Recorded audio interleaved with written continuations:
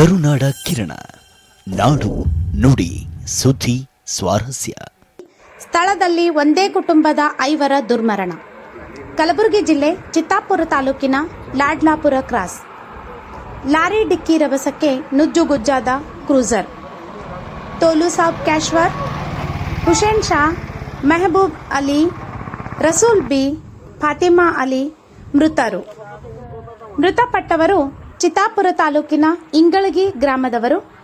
ಲಾಡ್ಲಾಪುರ ಗ್ರಾಮದ ರಾಷ್ಟ್ರೀಯ ಹೆದ್ದಾರಿ 150ರಲ್ಲಿ ನಡೆದ ಭೀಕರ ಅಪಘಾತ ಬಳಿಕ ಲಾರಿ ಚಾಲಕ ಪರಾರಿ. ವಾಡಿ ಪೊಲೀಸ್ ಠಾಣೆಯಲ್ಲಿ ಪ್ರಕರಣ ದಾಖಲಾಗಿದೆ.